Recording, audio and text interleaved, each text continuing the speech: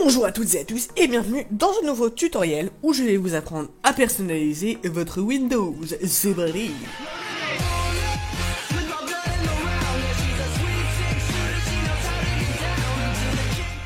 Donc les amis, dans cette vidéo je tiens à préciser que je ne vais pas vous apprendre à avoir les skins comme moi j'ai ici, que je peux bouger comme ça.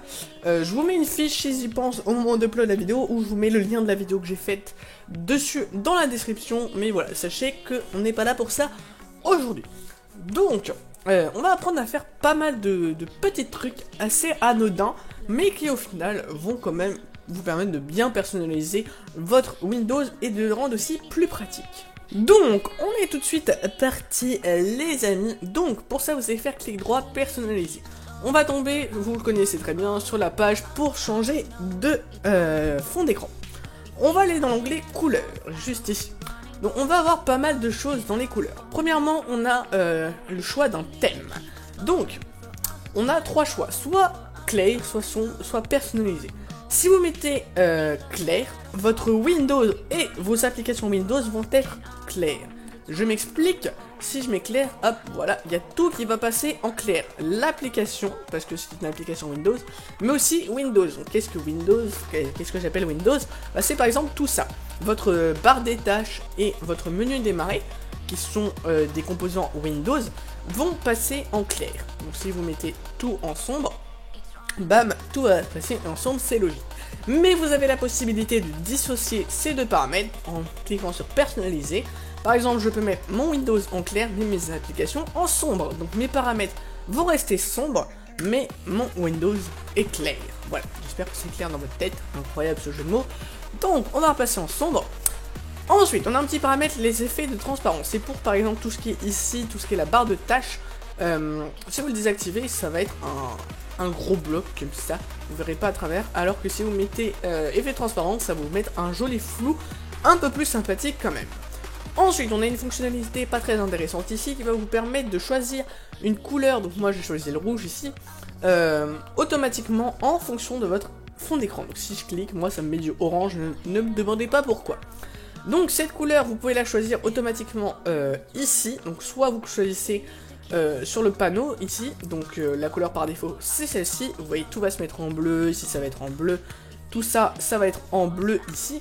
Donc moi par exemple je choisis du rouge, voilà. Mais si ça ne vous convient toujours pas, je vais y arriver, vous pouvez choisir une couleur personnalisée juste ici. Faut savoir qu'il y a d'autres petits trucs qui changent grâce à cette couleur. Par exemple, si j'ouvre mon explorateur de fichiers, le petit logo fichier ici est rouge maintenant. Bon voilà, c'est pas grand chose, mais je vous l'ai dit, au bout du compte, ça va vous faire quand même un joli petit changement.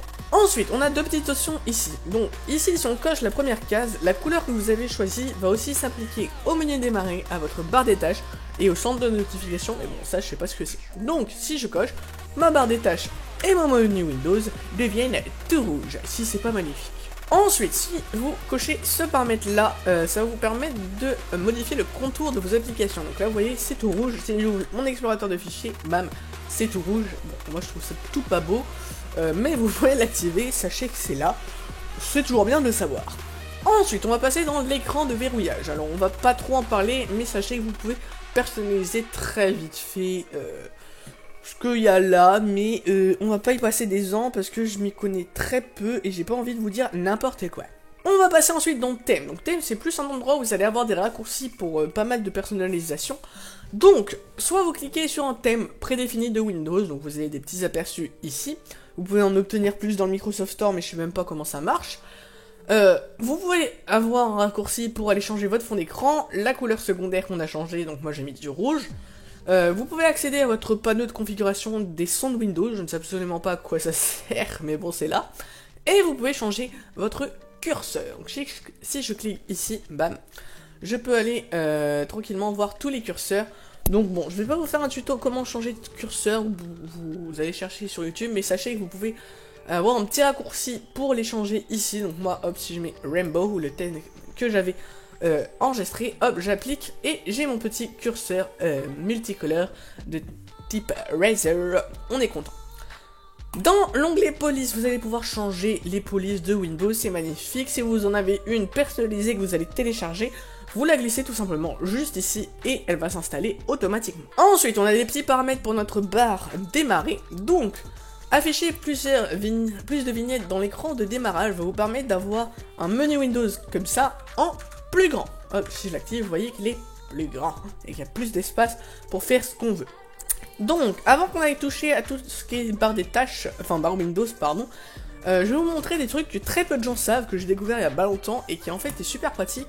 Vous voyez que moi, mon menu Windows, il est pas comme vous. Bah, vous pouvez clairement le personnaliser comme vous voulez. Imaginons que ça c'est le truc de base de Windows, bah vous prenez, par exemple, il y a Candy Crush Soda, je crois, qui est mis de base, bah vous le prenez, hop, vous pouvez le déplacer. Sans aucune pression. Vous pouvez clic droit dessus, redimensionner petite vignette, hop, il devient tout petit, le petit Candy Crush, hop, voilà.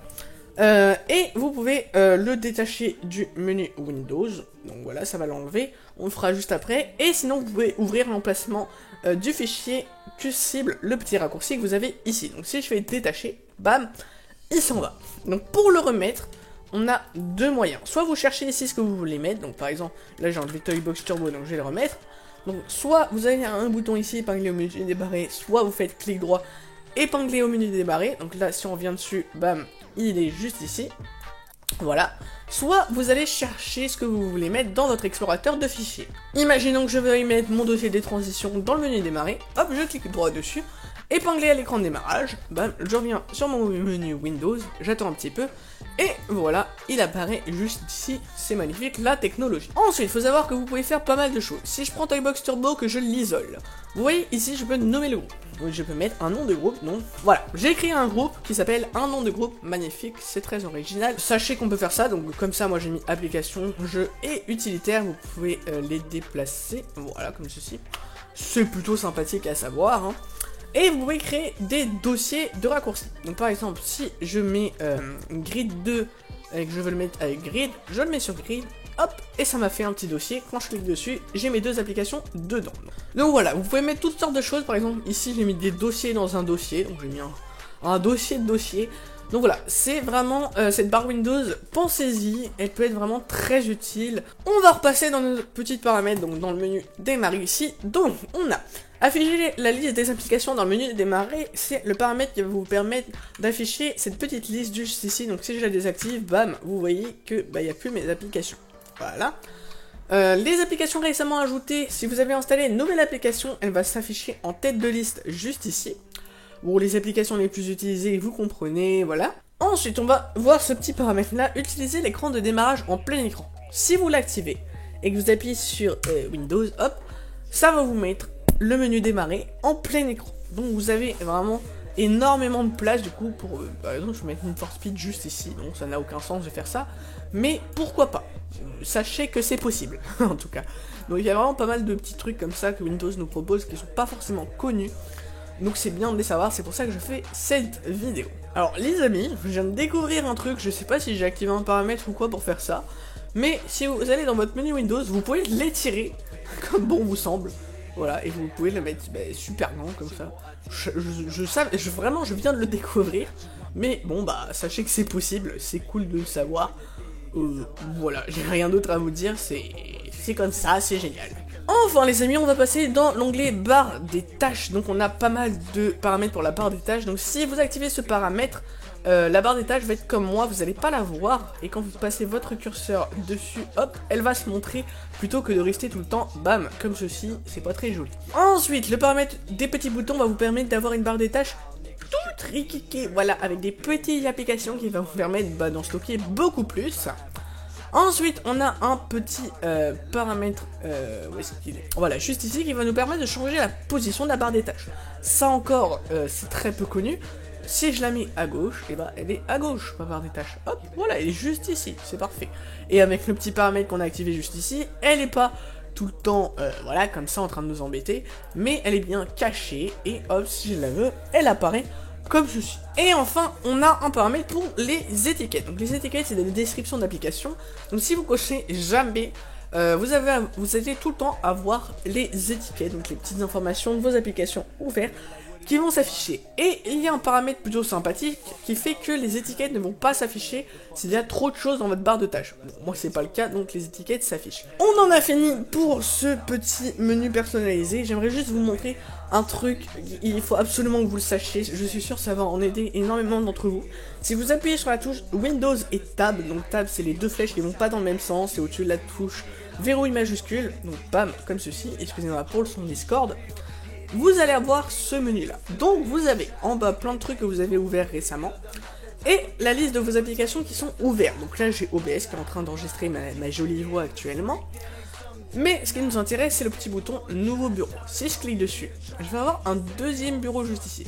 Donc si on regarde sur ce bureau, hop, non, pardon, hop, si on regarde sur ce bureau là, j'ai OBS qui est ouvert. Vous voyez ici, bon voilà, il prend tout l'espace. Si vous voulez le laisser ouvert, je sais pas, vous avez une application que vous voulez laisser en plein écran, eh bien vous pouvez du coup la mettre en plein écran sur un bureau et avoir un autre bureau totalement vide alors que OBS est toujours en train de tourner sur mon autre bureau. Donc comment je fais pour changer de bureau comme ceci? J'appuie sur les touches Windows, CTRL et les flèches de droite ou de gauche pour naviguer entre les bureaux de droite ou de gauche, ou alors vous faites Windows Tab encore une fois et vous cliquez sur le bureau que vous voulez. Donc vous pouvez changer de bureau vos applications en les drag and dropant, je sais pas comment ça se dit en français, mais voilà, donc là j'ai passé OBS sur mon bureau 2, et un truc assez cool à savoir, si je supprime mon bureau 2, OBS va continuer de fonctionner, il va juste faire déplacer sur le bureau 1, et du coup bah là il est quand même en train de m'enregistrer, c'est gentil à lui. Donc voilà, j'espère vraiment que ce petit tuto vous aura plu, hein, voilà, c'est vraiment, que je vous l'ai dit, des trucs tout petits mais additionnés, c'est vraiment quand même quelque chose de sympathique. Donc voilà, sur ce les amis, je vais pouvoir vous dire à la semaine prochaine pour une nouvelle vidéo, c'était Deoso. Bye bye.